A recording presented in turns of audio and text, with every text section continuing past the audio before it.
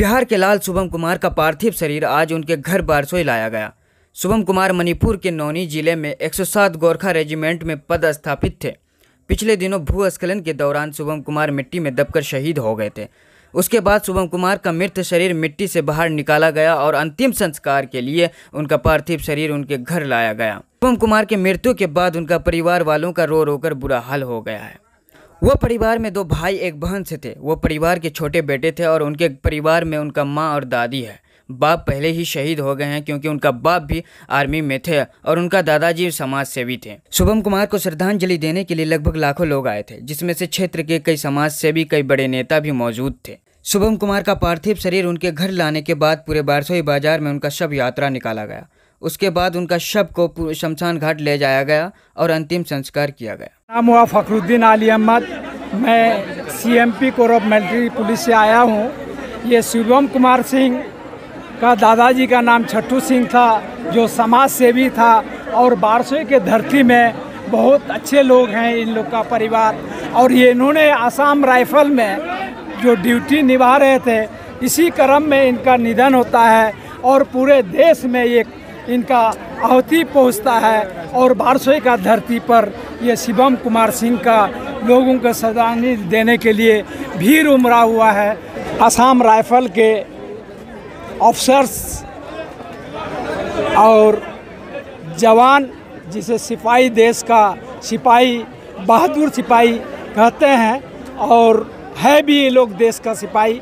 और ये लोग ओरिजिनल में भारत का हीरो है, ना कि फिल्मी दुनिया के लोग हीरो हैं। ये लोग सरहद में रहते हैं। आज हम लोग बारसोई का लाल शुभम कुमार सिंह, जो कि यहाँ का होनहार सपूत था, होनहार बेटा था, अपने माँ का लाल, इस बारसोई अनुमंडल का लाल, कटिहार ज़िला का लाल, हम सबों को, यहाँ के पूरे ज़िले वासियों को जिस तरह से रुला रहा है, देश के लिए जिस तरह उन्होंने अपने कुर्बानी दी है, इस कुर्बानी को सदियों तक हम लोग याद रखेंगे।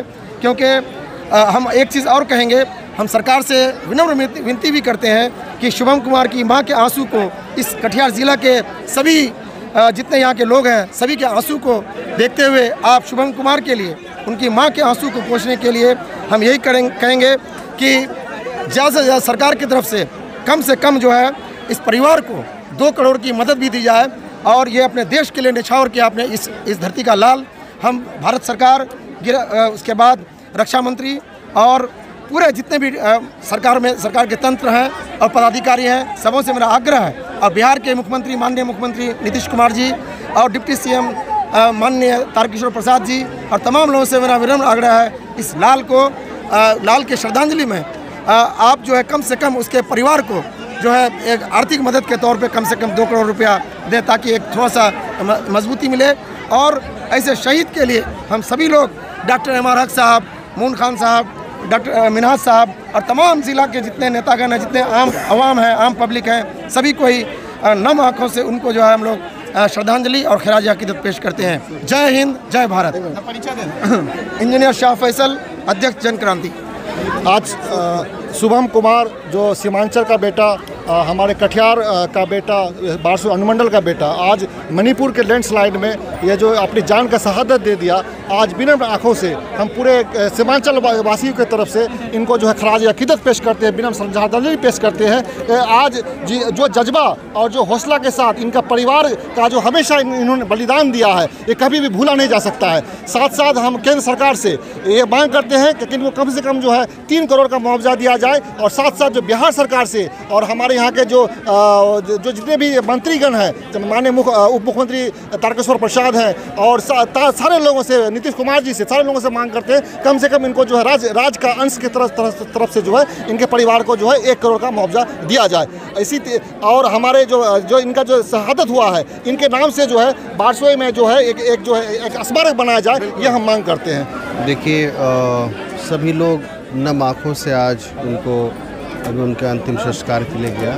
ऐसे ही वीर, ऐसे ही नौजवान, उनके बारे में जब से आया हूँ चर्चा ही सुन रहा हूँ। काफ़ी, एक तो फौज में जो जाने की सबकी इच्छा होती है, देश के प्रति उनकी भावना होती है, श्रद्धा होती है, साथ साथ एक अच्छा इंसान था, एक अच्छा नौजवान, एक अच्छा होनहार लड़का, जो फौज के अलावा भी अपनी ज़िंदगी थी, सामाजिक ज़िंदगी थी, जो उनका परिवार ने सिर्फ नहीं खोया, बारसोई ने नहीं खोया, कटिहार और पूरा देश ने एक नौजवान को खोया है। हम सच्ची श्रद्धांजलि अर्पित करते हैं और उनके परिवारों को ये कहते हुए भी श्रद्धांजलि अर्पित करते हैं कि आपने एक ऐसे होनहार बच्चे को ज़रूर खो दिया, लेकिन देश के प्रति हमारे जो नौजवान अपना बलिदान देते हैं वो सिर्फ एक घर का नहीं होता, वो देश का होता है। तो हम सबको कहीं न कहीं हमारे देश के प्रति जो प्रेम है, श्रद्धा है, प्यार है, वो जगाता है। और आज जो ये जन सैलाब दिख रहा है वो साफ दिख रहा है कि किस तरह से वो नौजवान